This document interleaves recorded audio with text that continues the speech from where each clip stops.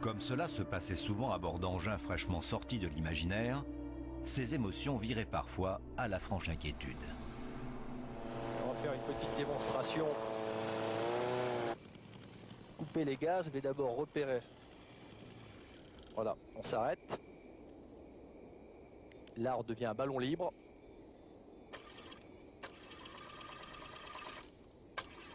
Pas de gaz, Nicolas, pas de gaz.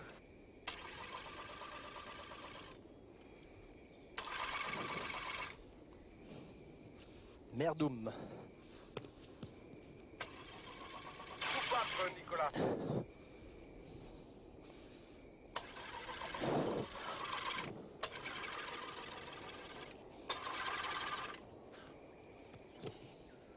Jette la corde, jette la sonde de manœuvre et soupape tout de suite.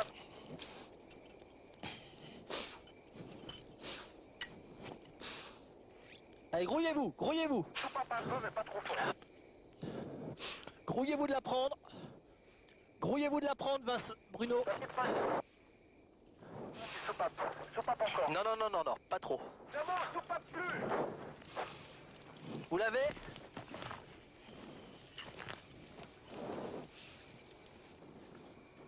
Doucement, doucement, doucement.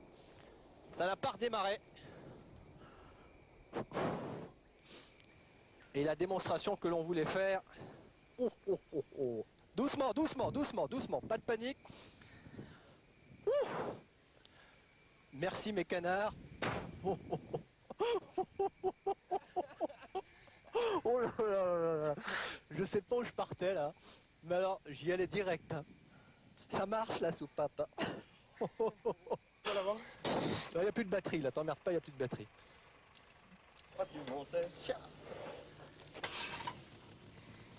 Oh, vous faites chier, vous faites chier. T'as remis le contact? Parce que là, le contact était coupé. Hein. T'as pas remis le contact? Moi, je viens de le remettre là. J'ai peut-être pas remis le contact. Alors c'est possible.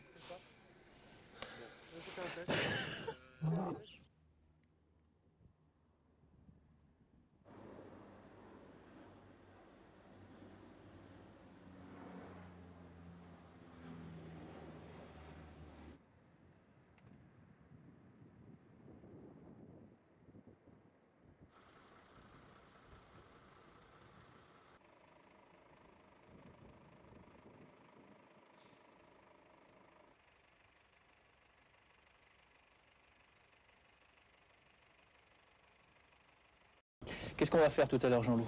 Alors, tout à l'heure, on va simuler la phase finale de l'atterrissage de la navette spatiale, donc la phase finale de la rentrée atmosphérique à partir de 25 km d'altitude, dans un MiG-25, qui est un avion qui a, dans une configuration un peu spéciale, exactement les mêmes qualités, le même comportement que la navette Buran. C'est un aussi mauvais avion, pratiquement. C'est-à-dire qu'il est aussi peu aérodynamique, c'était un avion qui était... c'est un avion militaire ancien. Avion de légende, hein. Un avion de légende, hein, le MiG-25 qui est déjà en lui-même, c'est déjà un plaisir de se retrouver en l'air sur une machine pareille. Hein. Et donc c'est un avion qui est très rapide, très puissant, qui a beaucoup de pétrole, peu d'ailes, très ramassé, très compact, très lourd, et donc il a les mêmes qualités entre guillemets que la navette spatiale. Ah, ça ne sera pas un vol spatial, mais ça aura un goût de vol spatial, parce que je crois que c'est le vol le plus haut qu'on puisse faire en avion. Ouais.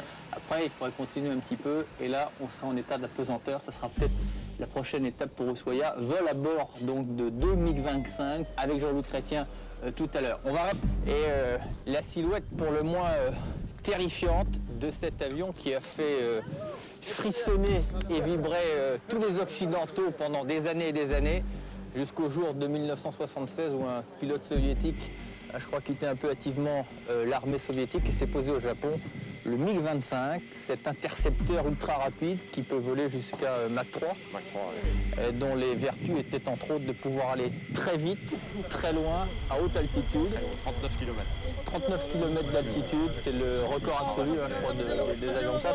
Un des plus grands avions de chasse du monde, dont on ignorait tout, sur lequel fantasment encore beaucoup de pilotes de chasse en France et ailleurs. Je crois pouvoir dire que c'est une chance extraordinaire grâce à Jean-Loup Chrétien, Michel Tonini, Le Cnet et Alain Tixier d'être le deuxième Français à voler sur MiG-25, le premier étant Jean-Loup Chrétien, Igor Volk, qui est le chef pilote d'essai de la mission Buran, c'est-à-dire que le jour où Buran volera effectivement, il ne sera sûrement pas le dernier, Jean-Loup non plus, et puis mon pilote, Sultan Ural. Ural, c'est quand même un nom particulièrement soviétique. On peut faire le tour de l'avion. Allez. Il fait, je crois qu'il fait 24 mètres à peu près de long. Ouais. Et il a une envergure de 14 mètres de large. C'est quand même un avion gigantesque. C'est pas un avion particulièrement esthétique. C'est un avion qui est juste fait pour aller vite. C'est un réservoir, quoi. C'est un réservoir voilà, avec une très forte puissance. Les roues, il y aura des roues de tracteur. Passe sur ta tête, Nicolas. Ah, et c'est là qu'on se rend compte qu'on est assis sur une fusée, là. Je crois que... je pense que c'est le point le plus impressionnant de l'avion. Hein. Il y a combien de tonnes de poussée 2 fois 12, 13 tonnes. Ouais. Сколько тонн, Игорь Петрович, это двигатель? Двигатель, сколько тонн дают мощность? 12, 13, 15, 15 tonnes, 2 fois 15 tonnes. Igor Volk, que vous voyez là, devant le réacteur, au-delà d'être le responsable des vols de la navette Buran, c'est un cosmonaute. Il a volé avec Jenny Bekov, il a fait un vol en 84. avec la femme russe cosmonaute. C'est un Savitskaya. Ouais, c'est un sacré bonhomme. Là, on est vraiment au cœur de l'étoffe des héros On l'appelle soviétiques. le Chuck Yeager soviétique. Ok, on y va. Parce que quand on a la chance de faire un vol sur MiG-25, il ne faut pas le remettre au lendemain. Hein. Oh, так, вот туда, наверное, Игорь. A tout de suite, Jean-Loup. А тут это.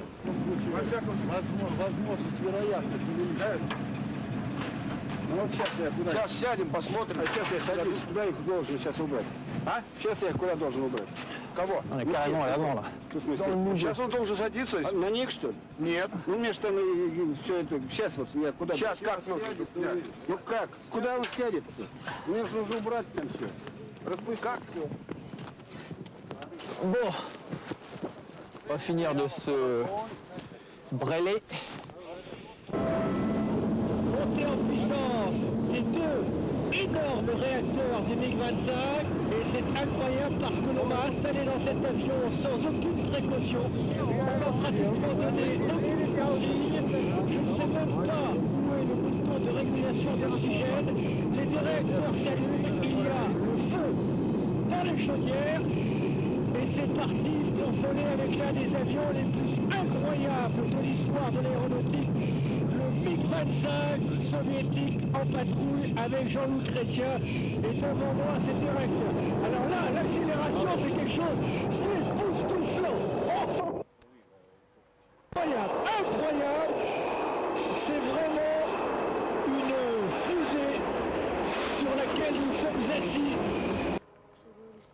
Dans le vol va durer quelques minutes, le temps d'aller le plus haut possible, c'est-à-dire au-delà de 20 km d'altitude. Nous allons sortir des couches épaisses de l'atmosphère. À quel taux de montée on monte, Jean-Loup, là? 700 km/h.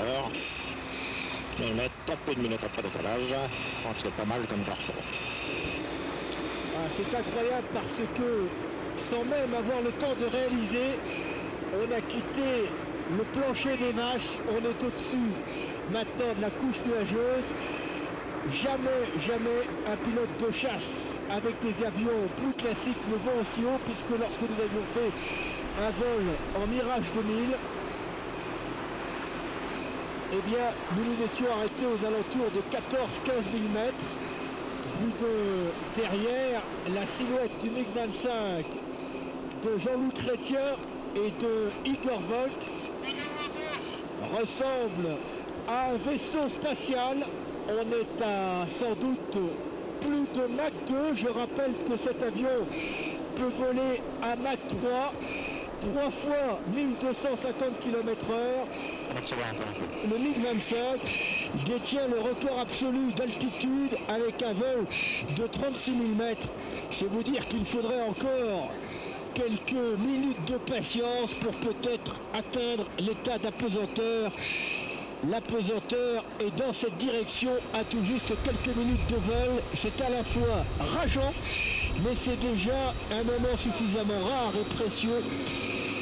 Et lorsque l'on regarde à l'extérieur, On ne distingue plus aucun détail au sol, seulement un tapis uniforme et à l'infini de nuages.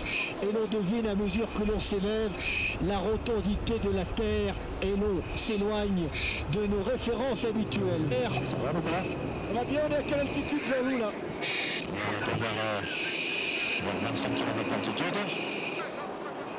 Réduction des gaz. Et dans quelques minutes, nous couperons pratiquement les deux réacteurs pour redescendre comme un fer à repasser. C'est la configuration de vol la plus proche de la navette Buran et de toutes les navettes spatiales lorsqu'elles sortent de leur orbite et reprennent donc contact avec l'atmosphère. 14 tonnes de pétrole à l'heure en phase d'accélération. C'est vous dire que le MiG-25 ne fait pas d'économie d'énergie. On est en descente maintenant, Jean-Loup. Alors on va commencer la descente. Le train dehors. Les aérofreins. Et c'est parti.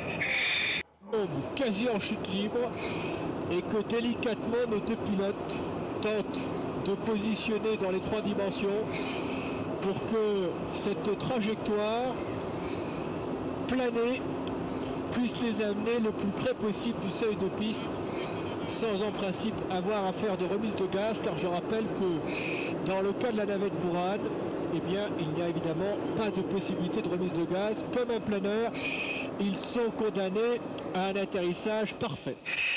Ce qu'on peut dire, c'est que outre l'intérêt de ce type d'entraînement pour nous, en professionnel, il y a quand même une très forte mise en condition psychologique au niveau du pilotage et des impressions qu'on a dans une navette spatiale au moment d'atterrissage et de fin de rentrée atmosphérique. Après deux vols dans l'espace, c'est sans doute ce que j'ai rencontré de plus similaire et plus concordant au niveau de l'impression qu'on ressent, des sentiments qu'on éprouve quand on se trouve dans ces machines super puissantes. La différence fondamentale, bien sûr, est que les commandes de vol que l'on a sur cet avion n'ont rien à voir avec celles de Buran. Les modifications à faire seraient trop importantes. Et donc on doit se contenter d'un MiG-25 avec des commandes classiques qui sont en fait beaucoup plus délicates que la navette elle-même. Donc a priori, le pilote qui peut piloter normalement ce genre de machine dans ce type d'exercice ne sera pas surpris, ou plutôt agréablement surpris le jour où il passera sur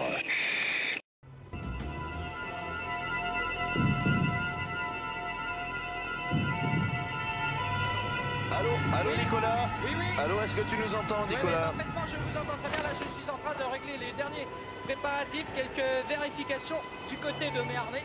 Je vous signale juste que la micro-caméra qui est ici rattachée à mon casque va me filmer pendant tout le trajet périlleux que je vais tenter. Oui. C'est formidable, Nicolas, mais prends ton temps. Oui. Prends ton temps. Je vais faire le maximum, je me lance, je suis prêt. Je me lance, c'est parti, à la grâce de Dieu. Allons-y, c'est parti. Et bien voilà, je suis actuellement sur la rue Bellhomme. Nicolas. Et actuellement, je suis sur le trottoir, je ne prends pas trop de risques. Oui, Nicolas, toute l'équipe ici te demande de faire très attention à toi. Je vais essayer de faire attention, mais je vous préviens que c'est très difficile pour moi, étant donné que... Là, attention, ça y est, je viens de tourner là dans le boulevard Barbès actuellement. Oui. Il y a beaucoup de monde, vous le savez. Oui, fais attention à toi, Nicolas. Je fais attention, mais vous le savez, c'est actuellement le point de long recul. Je ne peux pas faire demi-tour. Je vais tenter, c'est la tâche la plus difficile et la plus terrible qui m'ait été donnée de faire dans ma carrière. Oui. Nicolas, si tu renonces, on ne t'en voudra pas. Non, je dois le faire. Je vais le faire actuellement pour TF1. Je dois le faire pour moi, pour mon image de marque et pour la France. Je le fais. Rentrez chez vous, les noirs et les bougnoles. Je l'ai fait. Je l'ai fait. Vas-y, sauve-toi, Nicolas, vite. Je fais ce que je peux. Plus vite. Oui. Plus vite, Nicolas. Je fais le maximum.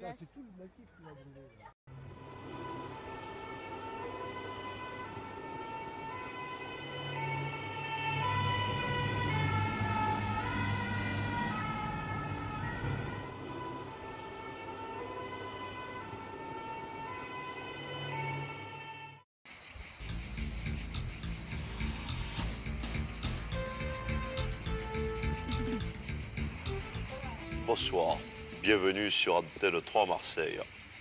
Les nouvelles en bref, accident stupide qui a causé la mort hier soir de Baptiste Fitucci, directeur bien connu de la clinique de la Croix-Sourire à Marseille et gérant de la boîte de nuit le Macumba Night. Alors qu'il dormait tranquillement près de sa tronçonneuse, cette dernière s'est mise en marche toute seule et a découpé le pauvre homme qui, pour lui échapper, a dû sauter par la fenêtre et a atterri dans un baril de béton frais que l'on a retrouvé ce matin immergé au large du Vieux-Port. La police n'exclut cependant pas la thèse du suicide. En parlant de suicide, nous vous rappelons également le suicide d'André Aleotti, aide-soignant à la clinique de la Croix-Sourire à Marseille et comptable de la boîte de nuit le Macumba Night. Il a en effet mis fin à ses jours en se pendant dans sa casinière après s'être ouvert les veines et ingurgité une bonne dose de cyanure. Cependant, la police n'exclut pas la thèse de l'accident.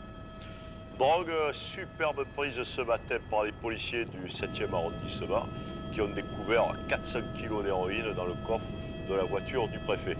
Ce dernier n'a pas manqué de les féliciter. En Icroche, Rix, hier soir au bar Fleury de la Canebière, où le gérant de l'établissement a ouvert le feu avec son fusil sur une dizaine de Maghrébins en prétextant que ces derniers parlaient trop fort. La police est arrivée bien sûr tout de suite sur les lieux et leur enquête a révélé qu'effectivement les Maghrébins parlaient trop fort. Enfin, une bien triste nouvelle qui risque encore d'entacher la réputation de notre belle cité phocéenne. La police en effet a perquisitionné hier chez l'adjoint au maire de Marignane et après les fouilles minutieuses, elle n'y a trouvé aucune fausse facture. L'adjoint au maire a été immédiatement mis en garde à vue, une triste affaire à suivre. C'était tout pour ce soir. Je vous souhaite une bonne soirée à tous. Putain, depuis qu'on l'a perdu, j'ai plus la pêche. Ça, c'est pas l'atterrissage normal.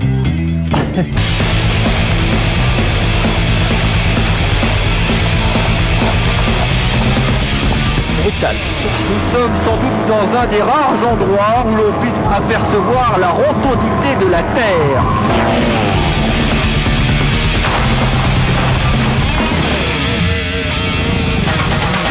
Lâche. Boum. Merde. Ça va? Ouais.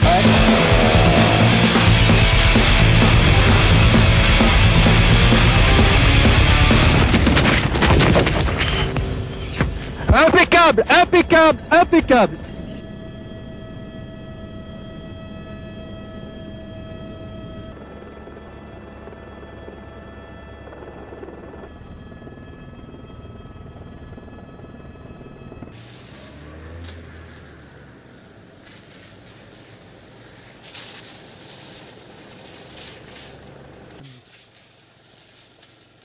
Un fonctionnaire qui travaille. On a fait tout le côté en bas, et puis là, mais là c'est bon, là ça s'arrête. Là c'est bon. La maison qui n'avait rien, par contre il y avait beaucoup de fumée, c'était impressionnant. C'est arrivé très vite hier. Très vite, très vite. Mais les pompiers ont fait un sacré boulot. Et les avions surtout. Mais cette fois-ci avec Krav Menuhin et son hydravion, eh bien c'est à une autre curiosité que nous allons nous intéresser. Nous sommes à l'aplomb d'un superbe atoll à 100 km donc dans l'Atlantique, offshore, au large du Belize, et à l'aplomb de ce que l'on peut considérer être l'une des plus extraordinaires curiosités géologiques que l'on appelle en français le trou bleu. Et je vais demander à Krav d'incliner un peu son avion.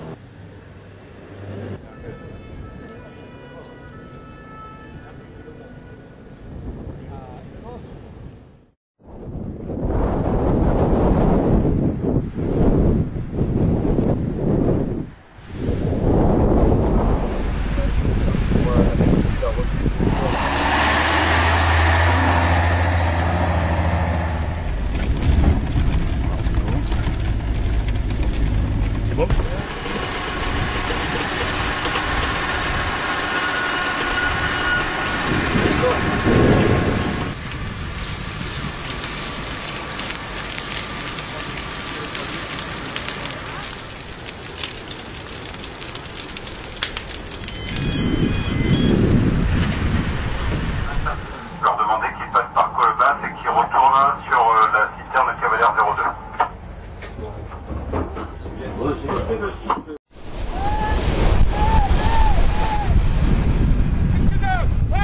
On évacue! Il y a le feu dans le village, dépêchez-vous! Il y a le monsieur, il y a le policier avec moi, vous remontez!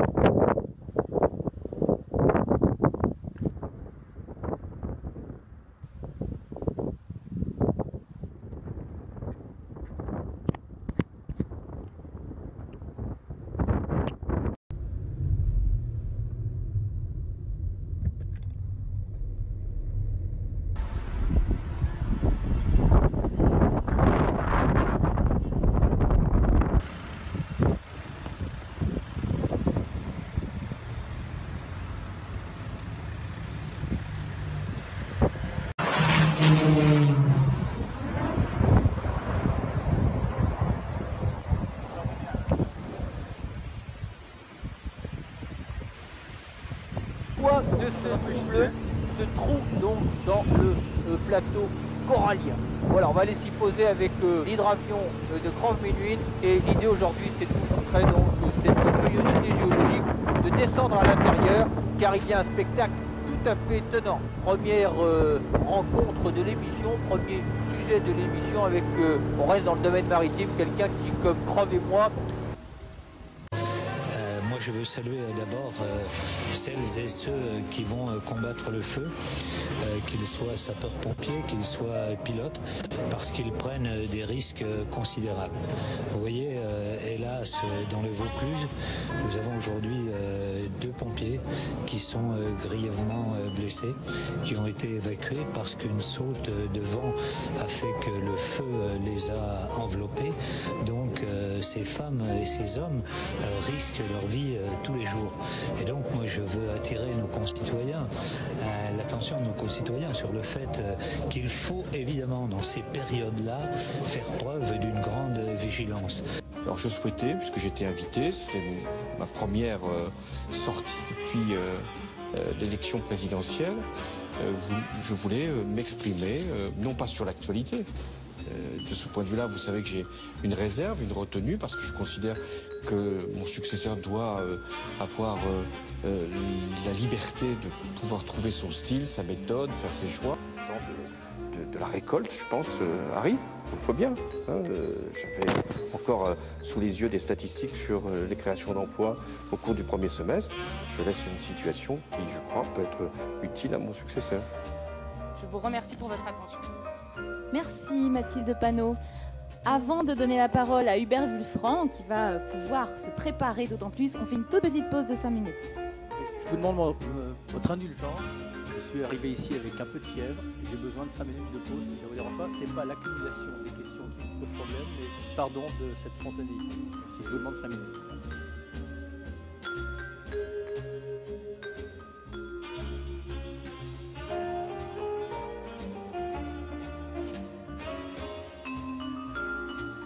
Bien, là pour l'instant, donc le ministre a eu un petit malaise, il est en train de se reposer dans mon bureau et on attend juste 5 minutes pour voir si ça passe et s'il peut reprendre parce qu'il le souhaite vivement, il souhaite vivement continuer l'audition avec vous. Donc je vous demande encore 5 minutes de patience et puis je reviens vers vous. Non, mais oui, mais il tient beaucoup à cette audition. Donc là, il veut se remettre sur pied. Laissons-lui un petit peu 5 minutes pour voir s'il peut. Hein. Et je reviens vers vous tout de suite.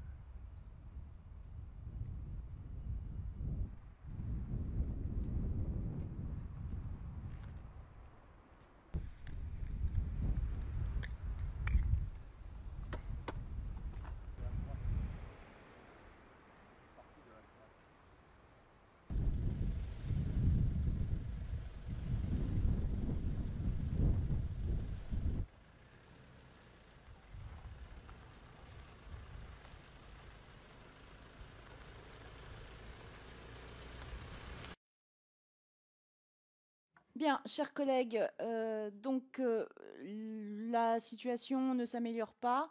Je crois que le plus simple est que nous repoussions cette audition à une date ultérieure. Je crois que ce sera mieux, dans des meilleures conditions. Et je crois que je peux m'adresser en notre nom à tous pour souhaiter un bon rétablissement à notre ministre. Bien. Prochaine séance, demain, 9h30, sauf erreur de ma part. À demain.